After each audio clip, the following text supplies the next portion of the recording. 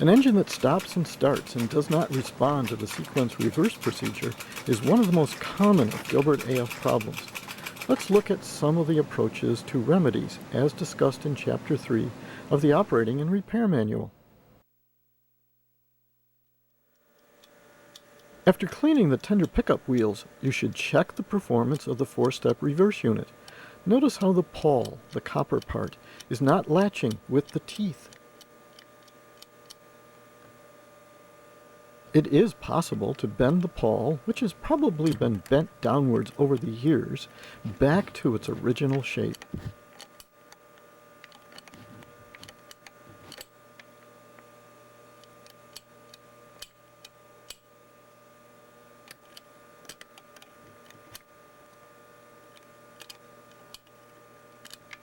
You will need to adjust this by trial and error until it functions correctly.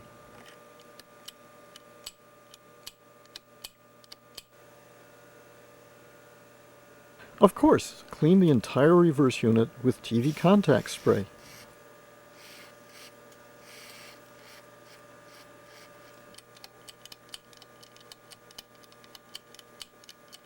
Now it works!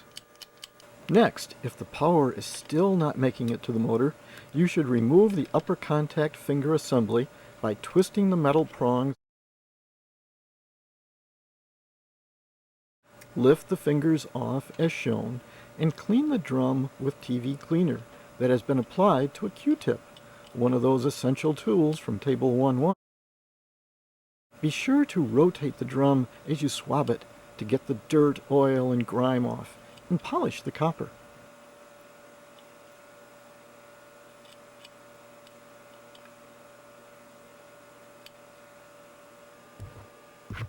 Pull the fingers back to increase the spring tension.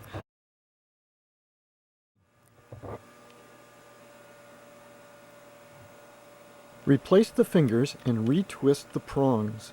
Don't over-twist these prongs. You don't want to break them off.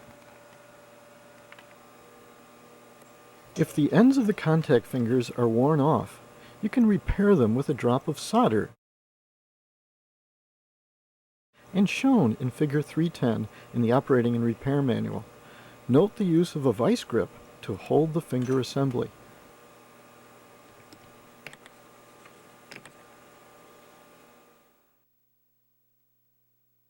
Here's an engine chassis that has been removed from an engine shell, all ready for servicing. First, remove the brushes.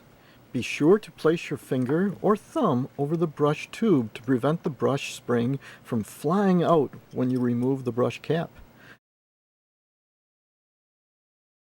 Slide the brush spring out.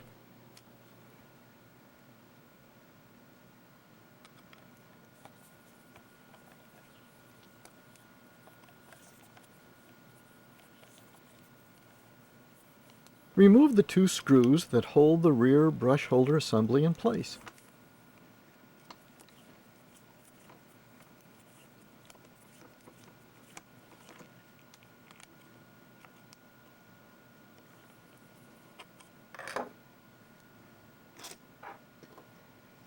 With a twisting motion, unscrew the armature from the worm gear to remove it.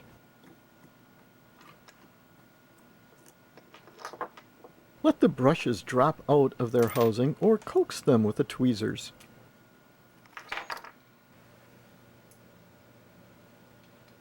We'll check the armature first.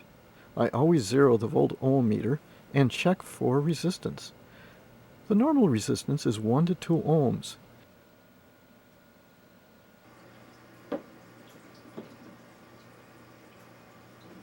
If the resistance does not register or is infinite, as we seem to have in this case, the winding has become detached and needs to be resoldered. This is the offending pole. In this one, we simply need to reconnect and solder the wire. Make sure you make a good mechanical contact with the commutator connector. Figure 6.2 shows the proper connections.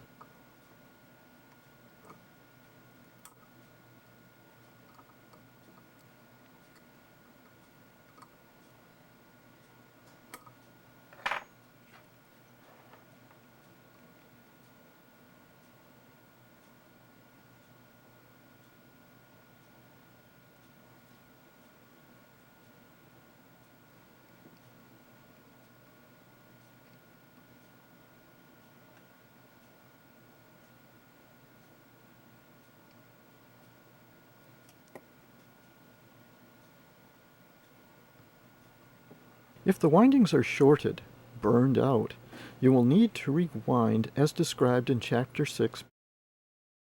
Table 6-1 lists the wire sizes. Let's watch. You need 3 11-foot pieces of number 26 enameled wire for a steam engine armature. You can't rewind 1 or 2 poles individually. You must do all 3 at once. Use a fine file to scrape the enamel from the pigtail end where the 3 sections of wire are joined to allow a good electrical connection.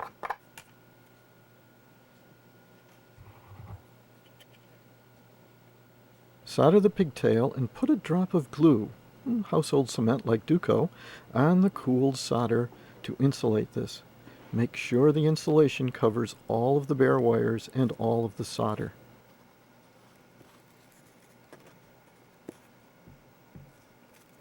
Let the insulation dry, and then place the pigtail into the armature between any 2 poles.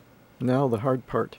Wind, usually in a counterclockwise manner, all 3 poles in the same direction.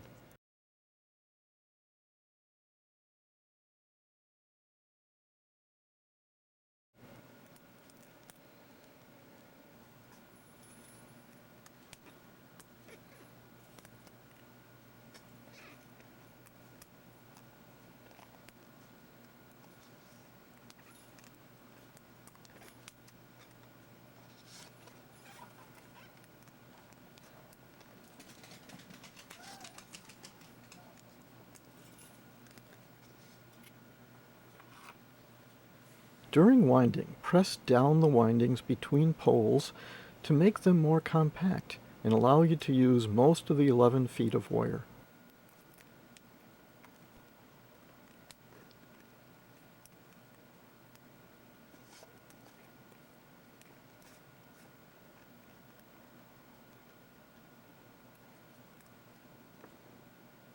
When you have completed the windings, solder the 3 ends to the commutator plate connectors.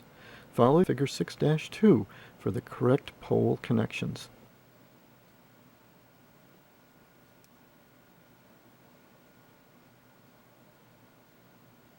Since most steamers can puff voluminous quantities of smoke, you will want to tune this feature while the engine is still apart.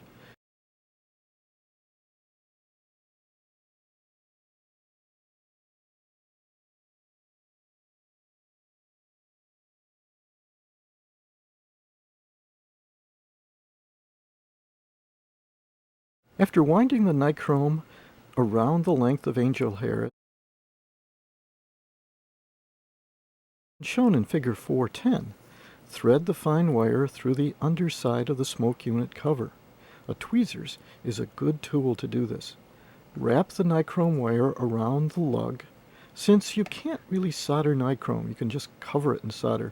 Good mechanical contact is very important. Check for resistance, which should be between 35 and 50 ohms.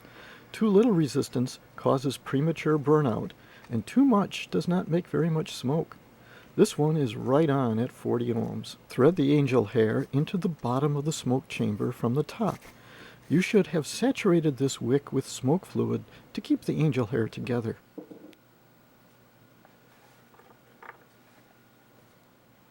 Stuff the ends into the fluid chamber on the bottom of the smoke unit.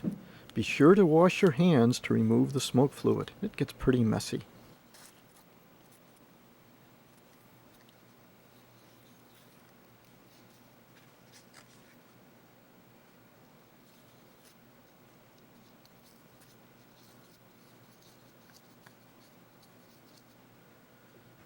Put the covers back on and screw them down with the tiny screws.